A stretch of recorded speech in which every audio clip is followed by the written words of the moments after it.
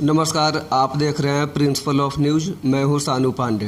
Corona का दूसरा चरण आया है जो काफ़ी खतरनाक है। पहले चरण से काफ़ी ज़्यादा इससे लोग प्रभावित हो रहे हैं और उससे कहीं ज़्यादा मतलब उनको बीमारी हो रही है, तो उसको लेकर बिहार सरकार द्वारा आदेश जारी किया गया है। ऐसे में हम चंदमारी में आए हैं नीतीश सर के पास। उनसे बात करेंगे कि इस लॉकडाउन को लेकर शिक्षा जगत पर क्या असर पड़ेगी और पिछले लॉकडाउन में क्या असर हुआ था बच्चों पे, शिक्षकों की आर्थिक स्थिति पे, कोचिंग का क्या सिचुएशन था, इस बारे में हम बात करेंगे सर से। सर बहुत बहुत स्वागत है आपका। धन्यवाद। सर, जैसा कि बिहार सरकार द्वारा लॉकडाउन लगा दिया है, कोचिंग स्कूल कॉलेज को बंद करने के आदेश दिए गए हैं, तो इस पे आप क्या कहना चाहेंगे? देखिए, समय की नज़ाकत को देखते हुए सरकार के द्वारा जो फैसला लिया गया सराहनीय है, क्योंकि आंकड़े को देखा जाए तो 24 घंटे में शायद 90,000 के करीब नए केस की बढ़ोतरी हुई है, जो पिछले साल की तुलना में काफ़ी अधिक है। पिछले साल इस समय में 24 घंटे में 2,000-5,000 का रेशियो था, लेकिन एकाएक पूरे देश के आंकड़े के अनुसार एक 24 घंटे में 90,000 केस का बढ़ना, ये वास्तव में झकझोरने वाला है। सरकार भी क्या कर सकती है? हम सबको, पूरे नागरिक को सतर्क रहना होगा। अगर हम सतर्क रहेंगे तो इससे जीत सकते हैं। ठीक है, वैक्सीनेशन हो रहा है, लेकिन वैक्सीन की उपलब्धता और वैक्सीनेशन का जो रेशियो है, उस रेशियो में वैक्सीन, ये नहीं है कि वैक्सीन आज लगा और आज ही से वो काम करना शुरू कर दिया। तो वैक्सीन का कुछ अपना ड्यूरेशन है कि 5 दिन 10 दिन के बाद वो काम करना शुरू करेगा।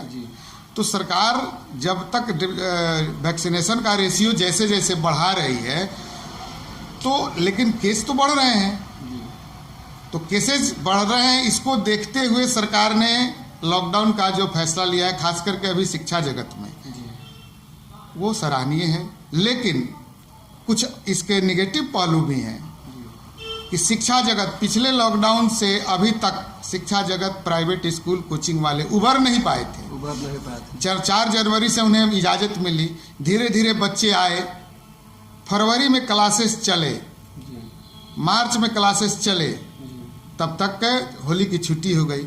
खासकर प्राइवेट स्कूल, कोचिंग वाले के यहाँ जो बच्चे आए थे, वो अभी पढ़े, पैसा फीस जमा नहीं किए थे। सबने कहा कि होली के बाद आएंगे तो सर फीस देंगे। फिर होली के बाद छुट्टी हो गई, जो बच्चे घर रह गए घर रह जाएंगे, तो आर्थिक रूप से दिवालियापन के शिकार हो जाएंगे प्राइवेट स्कूल, कोचिंग के शिक्षक। और ये नहीं कि सभी धनवान हैं और घर से काफ़ी सुखी संपन्न है, अपने जीविकोपार्जन का साधन है, कोचिंग ट्यूशन चला करके चलाते हैं, और कोई कोई छोटा मोटा काम करने के लिए बैंक से कुछ लोन भी ले चुके हैं।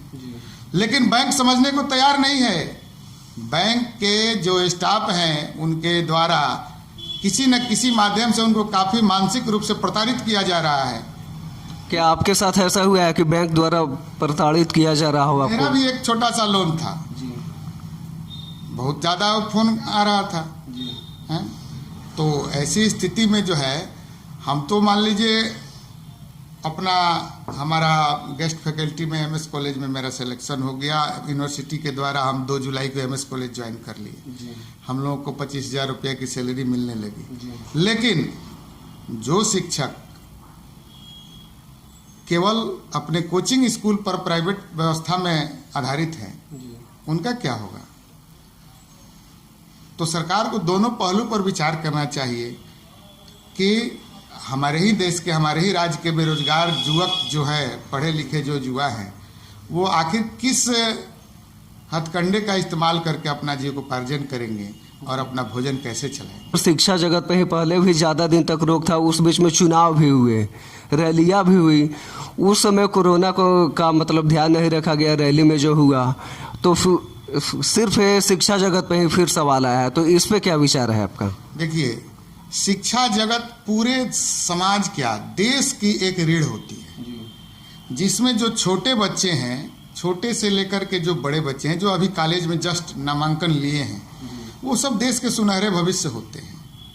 वो उनका अभी विकास का क्रम जारी है। तो ऐसी परिस्थिति में अगर उनको बचा लिया जाता है तो देश को का जो धरोहर है उसको बचाने में सरकार प्रयास करने में लग गई।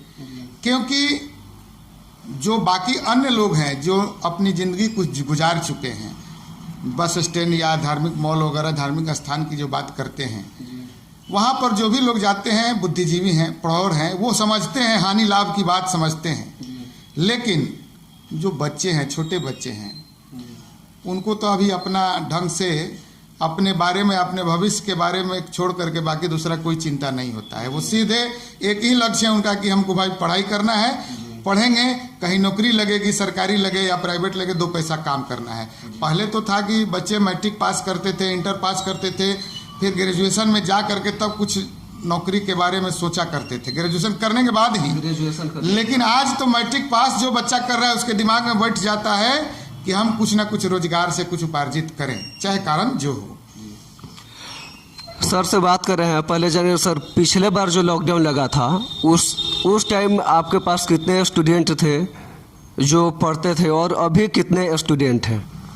पिछला जो लॉकडाउन लगा था उस समय मेरे पास करीब 150-200 करीब स्टूडेंट थे पर क्लास, सब मिला करके। अच्छा। और आज जो है स्थिति है कि अब जो लॉकडाउन खुला है 50 में सिमट करके हम लोग रह गए। जो ग्रेजुएशन के बच्चे आते हैं, इंटर में बच्चे आते हैं, अब तो फिर लॉकडाउन का सिलसिला शुरू हो गया, बच्चे आएंगे नहीं तो हम लोग कहाँ जाएंगे?